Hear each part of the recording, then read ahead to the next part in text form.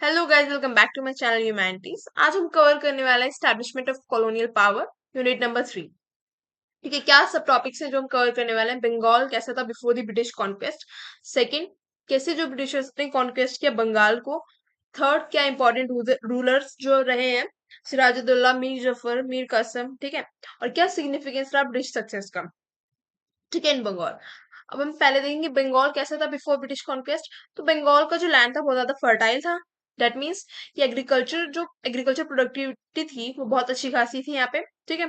Second, well developed industries थी। ठीक है, डेवलप्ड इंडस्ट्रीज थी यहाँ पे रिच रिसोर्सेज थे, जिसकी ये जो चीजें हैं, ये जो फीचर्स है, इन्होंने क्या किया, अट्रैक्ट किया वेरियस फॉरेन कंपनीज को। तो एक चीज मैं पहले ब्रीफ बता दूं कि खाली ईस्ट इंडिया कंपनी नहीं थी जो चाहती थी कि हमारा मतलब जो है इंडिया के साथ ट्रेड हो। ठीक है, फ्रेंच कंपनी भी थी जो चाहती थी कि हम इंडिया के डिफरेंट रीजन के साथ ट्रेड करें। डच भी जो है यहाँ पे आए। ठीक है, बट जो सक्सेसफुल हुई मेनली, जिसने सबसे ज्यादा अपना इन्फ्लुएंस बनाया, वो थी ईस्ट इंडिया कंपनी। ठीक है, तो हम देखेंगे 18th सेंचुरी। ठीक है, 18th सेंचुरी में कैसे export from Bengal to Europe consist of raw products such as, किस टाइप के रॉ प्रोडक्ट थे जिनका क्या हो रहा था, एक्सपोर्ट कर रहा था बंगाल। ठीक है, सॉल्ट का, ठीक है, राइस का, इंडिगो, पेपर, शुगर एक्सेट्रा, ये बहुत सारी डिफरेंट कमोडिटीज का क्या कर रहा था, बंगाल एक्सपोर्ट कर रहा था। सिल्क, कॉटन, टेक्सटाइल, ठीक है, हैंडीक्राफ्ट एक्सेट्रा, ये सब चीजें हमें कहाँ देखने के लिए मिल रही थी, इन बंगाल। ठीक है, बंगाल के जो गुड्स से कंप्राइज करते थे 60% ऑफ ब्रिटिश इंपोर्ट, यानी ब्रिटिशर्स जो इंपोर्ट कर रहे थे यहाँ से, जो 60% गुड्स जो है सिर्फ बंगाल के ही रीजन से वो इंपोर्ट कर रहे थे। ठीक है, in other parts of Asia, यानी एशिया के जो अदर पार्ट्स थे, अदर कंट्रीज थी, वहां पे 60% जो इम्पोर्ट है वो कहाँ से हो रहा था, बंगाल से हो रहा था। जो हम देंगे, जो अब हम आगे देखेंगे कैसे फर्स्ट जो इंग्लिश कंपनी थी वो कहाँ पे स्टैब्लिश हुई, उड़ीसा में हुई 1633 में। ठीक है, उसके बाद इन्होंने अपना एक्सपेंशन किया अदर रीजन्स में, हुगली, ठीक है, कासिम बाजार, पटना, ढाका एक्सेट्रा। ठीक है, 1690 में हम देखेंगे कैसे इन्होंने जमींदारी राइट्स लिए। ठीक है, बाय इन्फ्लुएंसिंग मुगल। ठीक है, 3 विलेज के, सबसे पहले सुतनाती, कलकत्ता और गोविंदपुर। ठीक है, इन 7th सेंचुरी। और यहाँ पे इन्होंने जो मुगल रूलर थे वहां के, उन्हें इन्फ्लुएंस किया कि यहाँ पे हम क्या कर सके, फ्रीली ट्रेड कर सके। ठीक है, और उसके रिटर्न में वो क्या दे रहे थे, मुगल रूलर को 3000 रुपीज। ठीक है, 3000 वो पे कर रहे थे इन रिटर्न। कि पर उससे उन्हें फायदा क्या हो रहा था कि वहां पे फ्री ट्रेड कर सकते हैं, यानी कि उनपे जो मुगल रूलर है वो कोई भी किसी भी टाइप का टैक्स नहीं लगाएगा। टोटल जो अमाउंट वो पे करेंगे मुगल एम्परर को, क्या तय हुआ था, 3000। ठीक है, 3000 नहीं, मतलब जो 3000 बेसिकली जो उस टाइम पे जो होते होंगे ना, जो मेथड होगा पेमेंट का, उसमें 3000। ठीक है, provincial administration pressure on the company to pay more for its trade in their province. ठीक है, अब प्रोविंशियल लेवल पे, यानी प्रोविंशियल का मतलब क्या है, और लोवेस्ट डाटा, यानी कि एक तो रूलर होता है मुगल। ठीक है, एक सेकेंड।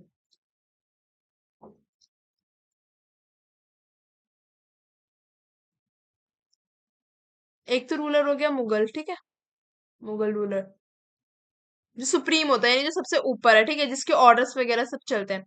अब उसके नीचे लोअर रीजन पे भी तो कोई रूल कर रहा होगा ना। ठीक है, जो जमींदारी राइट्स ले होंगे, यहाँ पे जमींदार्स भी होंगे, है ना। लोअर लेवल पे भी तो किसी के हाथ में पावर होगी। तो जो लोअर लेवल पे जो जिनके हाथ में पावर थी वो क्या कर रहे थे, रिफ्यूज कर रहे थे, यानी कि जो मुगल एम्परर थे, उन्होंने जो ये डिसीजन लिया था कि जो जमींदारी राइट्स दे दिए 3 जगह के, तो वो इस चीज के फेवर में नहीं थे।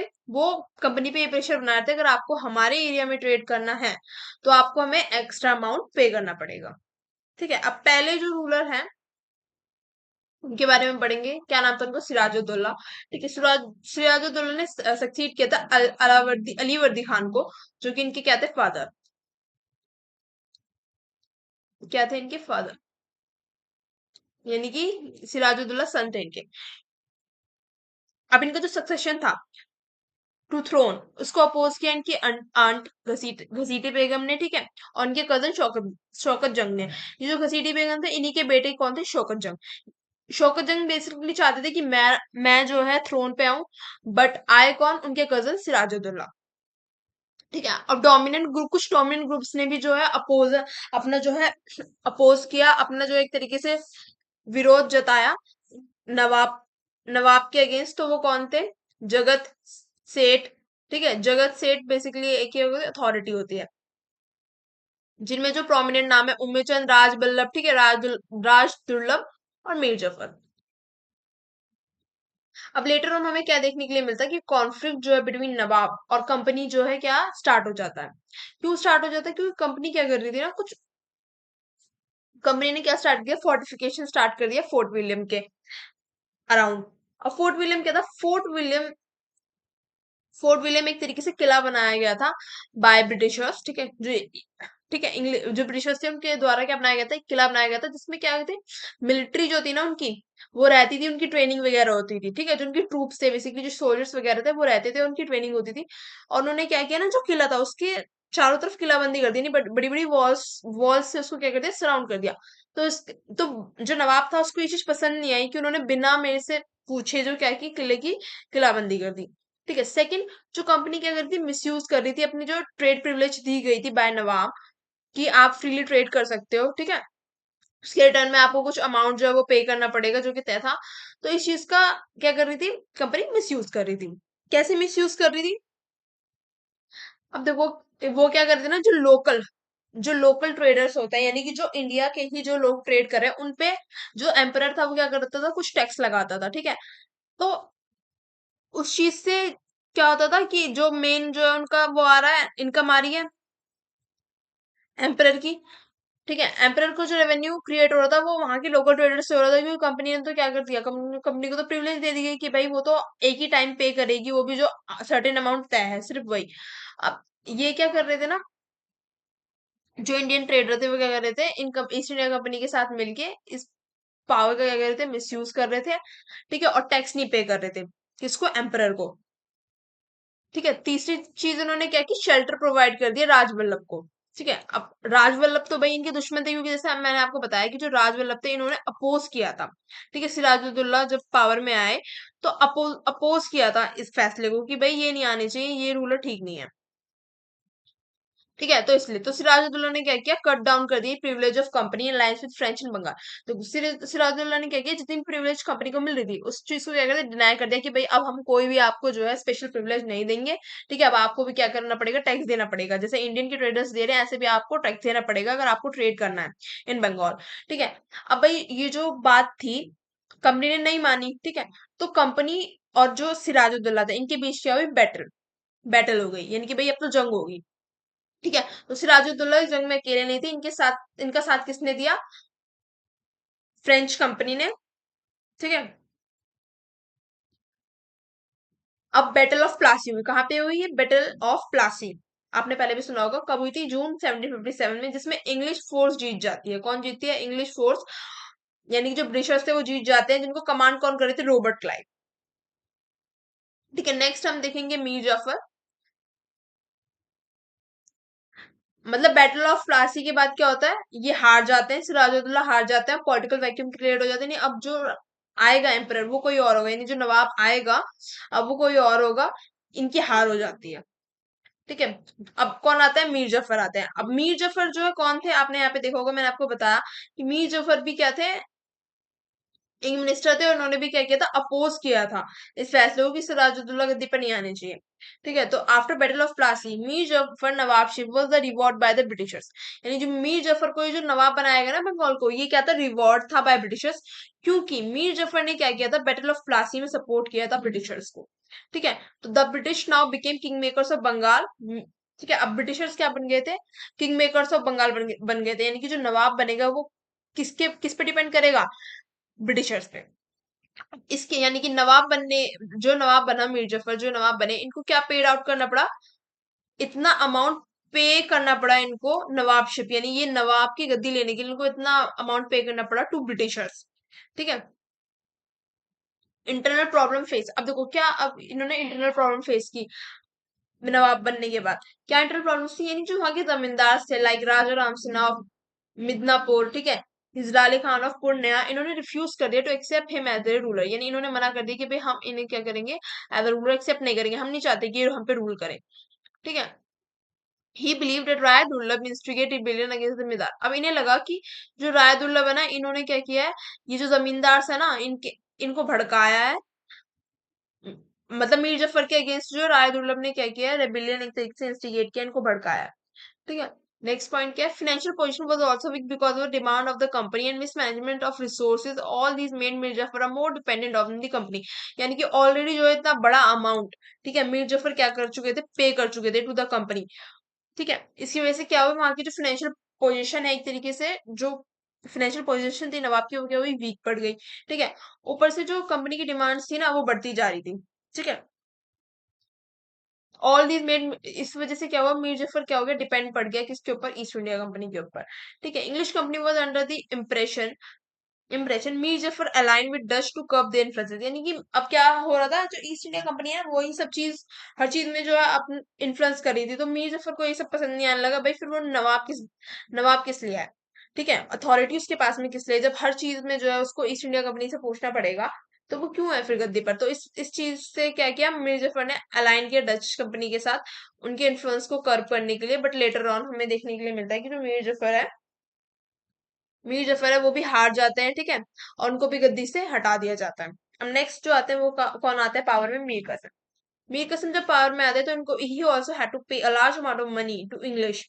यानी कि जो ब्रिटिशर्स थे उनको अमाउंट देना पड़ा था, जैसे मीर जफर ने दिया था ना, ऐसे मीर कासिम को भी एक लार्ज अमाउंट पे करना पड़ता है अपने नवाबशिप के लिए, यानी गद्दी पे आने के लिए उसको भी एक बहुत बड़ा अमाउंट पे करना पड़ता है। ठीक है। नेक्स्ट हम क्या देखेंगे, थ्री डिस्ट्रिक्ट, गुड़गांव, मिदनापुर और चित्तागोंग। ये तीनों डिस्ट्रिक्ट की अथॉरिटी किसके पास चली जाती है, इंग्लिश कंपनी के पास। यानी अब वो वहां पे जैसे भी चाहे ट्रेड कर सकते हैं। ठीक है।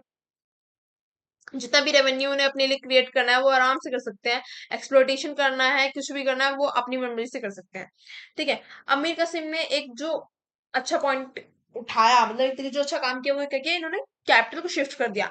पहले कैपिटल क्या हुआ करती थी, मुर्शिदाबाद, इन्होंने मुर्शिदाबाद को मुंगेर शिफ्ट कर दिया। ठीक है, कि हम थोड़ा ब्रिटिशर से थोड़ा दूर रहेंगे, तो कुछ हम डिसीजन है ना खुद से ले सकेंगे। इन बिहार कहाँ पे शिफ्ट कर दिया, बिहार में। और रीऑर्गेनाइज कर दिया bureaucracy by the man of his interest. यानी जो ब्रिटिशर्स के जो लोग थे ना, उनको हटा दिया और अपनी चॉइस ऑफ मैन, यानी जो उनके अपने लोग थे उनको क्या कर दिया, एम्प्लॉय कर दिया वहां पर। Relation between Nawab and company became worse. Ram Narayan, Deputy Governor of Bihar, was not responding to Nawab, but he was supported by British officials. The misuse by company of the trade privileges. अब क्या हुए, अब यहाँ पे भी क्या है, जब नवाब अपनी चलाने लगा तो नवाब और कंपनी के बीच में क्या हुए, रिलेशंस खराब हो गए।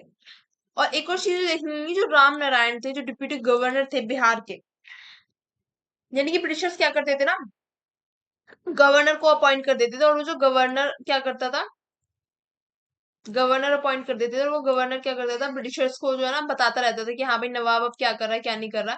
तो जो गवर्नर थे वहां के राम नारायण, उन्होंने क्या कहते, नवाब को जो है, नवाब के साथ कोऑर्डिनेट करना बंद कर दिया। ठीक है। और इनको राम नारायण को कौन जो है सपोर्ट कर रहे थे, ब्रिटिश ऑफिशियल्स। ठीक है। अब नेक्स्ट हम क्या देखेंगे, ये देखो, ये मैंने फोटोज लगाई, ये है सिराजुद्दौला, ये है मीर कासिम, और ये है मीर जफर। अब हम देखेंगे Mir Qasim and the British.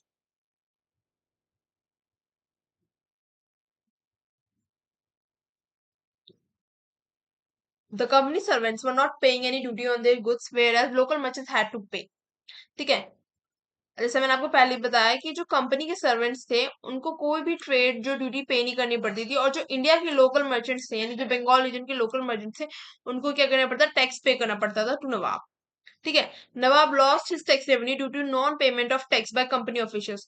जो कंपनी ऑफिशियल्स थे ना, ये कोई टैक्स नहीं पे करते, इस वजह से नवाब को क्या हुआ, लॉस हुआ इन टैक्स रेवेन्यू। और they are forcing local merchants to sell their goods at low price. और जो कंपनी थी ना, वो वहां के जो लोकल मर्चेंट्स थे उनको भी फोर्स कर रही थी कि आप अपनी जो चीजें हैं उनको लो प्राइस पर बेच दो। ठीक है। नेक्स्ट पॉइंट क्या है, Mir Qasim had to fail to fulfil their expectation, they started researching for replacement. यानी कि मीर कासिम भी जो था ना अपने अकॉर्डिंग काम कर रहा था। ठीक है।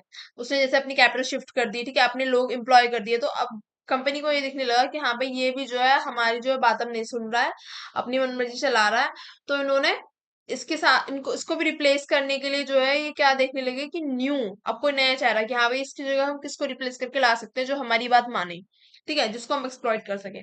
तो बैटल ऑफ बक्सर होती है between Mir Qasim and the britishers. ठीक है। अब कौन जीतता है? ऑब्वियसली ब्रिटिशर्स जीतते हैं, ठीक है।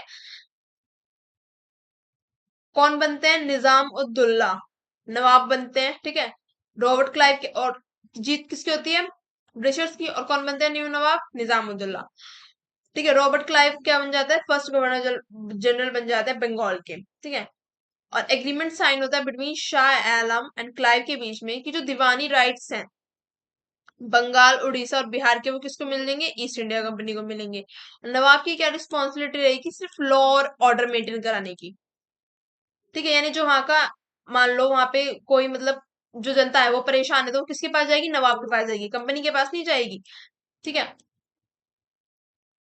और नवाब क्या करेगा? सिर्फ लॉ और ऑर्डर को मेंटेन करेगा। बाकी टैक्स कहाँ पे लगाने हैं, कितना टैक्स लगाना है, वो सब चीजें कौन डिसाइड करेगी? कंपनी डिसाइड करेगी, ठीक है। इस अगर टैक्स वगैरह पे कुछ भी जो डिसीजन देना है, तो वो किससे इन्फ्लुएंस होके आएगा? कंपनी से इन्फ्लुएंस होके आएगा। नेक्स्ट हम देखेंगे ब्रिटिश सक्सेस, ठीक है। पहला क्या था? अब क्या इन सब जो तीनों ये जो बैटल ऑफ बक्सर हुआ, ठीक है, और पहला बैटल ऑफ प्लासी हुआ, उसके बाद बैटल ऑफ बक्सर हुआ, और जो तीनों रिप्लेसमेंट था, ये तीनों जो नवाब सैन का रिप्लेसमेंट था, सिराजुद्दौला के बाद मीर कासिम का, मीर कासिम के बाद मीर जफर का, और मीर जफर के बाद कौन आता है? निजामुद्दौला, ठीक है। तो ये जो रिप्लेसमेंट्स हमें देखने के लिए मिले नवाब्स के, इससे क्या हमें देखने के लिए मिला कि नवाब क्या थे? डिपेंडेंट होते जाते थे ब्रिटिश कंपनी पे। जब तक ब्रिटिशर्स नहीं आए थे उससे पहले क्या होता था? नवाब एक सुप्रीम अथॉरिटी होती थी, हाँ भाई उनका ही कहना चलेगा, ठीक है। अब उसके बाद क्या हो रहे थे? नवाब के अपने जो डिसीजन मेकिंग, यानी कि कुछ भी डिसीजन लेने के लिए ब्रिटिशर्स पर आदी होते जा रहे थे उनके, यानी जो भी उनके डिसीजन होंगे वो किससे इन्फ्लुएंस होके आएंगे? ब्रिटिशर्स से, ठीक है। सेकंड हमें क्या देखने के लिए मिला? Internal rivalry within the administration of nawab. यही जो है ना एक तरीके से, ये भी एक पॉइंट था जो वीक कर रहा था पावर ऑफ नवाब की। इंटरनल राइवलरी, यानी आपने जैसे देखा जमींदार से उन्होंने अपोज कर रहे थे कि हाँ हम इनको नवाब नहीं मानते, ठीक है। प्लस जो आपने देखा कि ट्रेड, जब ये एग्रीमेंट साइन हुआ बिटवीन बिटवीन सिराजुद्दौला और कंपनी, कि भाई आप जो है फ्रीली ट्रेड कर सकते हो, ठीक है, आपको कोई टैक्स देने की जरूरत नहीं है, बट आपको एक सर्टेन अमाउंट है जो हमें पे करना पड़ेगा सालाना, ठीक है, 1 ईयर में, ठीक है। आपको इतने पैसे हैं जो पे करने पड़ेंगे। जब ये एग्रीमेंट भी साइन हुआ, तो लोगों ने क्या किया? नवाब को अपोज किया कि नहीं भाई, अगर हमारे प्रोविंशियल, यानी जो हमारा रीजन है, अगर इसमें जो है किसी को ट्रेड करना है, तो हम तो भाई एक्स्ट्रा अमाउंट लेंगे, ठीक है। तो एक तरीके से जो अपोजिशन देखने के लिए आता टुवर्ड्स नवाब, ये भी जो नवाब की अथॉरिटी को क्या कर रहा था? वीक कर रहा था। इस चीज का भी फायदा जो है ईस्ट इंडिया कंपनी ने उठाया, ठीक है। Success to establish monopoly over trade, और ये सक्सेसफुल हो गए अपनी मोनोपोली, यानी अपना दबदबा बनाने में ट्रेड के ऊपर। और जो अदर कंपनीज चाहती थी इंडिया में ट्रेड करना, डच हो गई, फ्रेंच हो गई, इन सबको नाकामयाब करने में ये क्या हुए? सक्सेसफुल हो गए। इनका जो इनके जो रीजन थे ये रिस्ट्रिक्ट हो गए, यानी डच और फ्रेंच जो है ना, कुछ दो चार इलाकों में ही जो है रह गए थे। बाकी सब जगह किसने जो है अपना वो बना लिया, अपनी जो पावर बना ली? ईस्ट इंडिया कंपनी ने, ठीक है।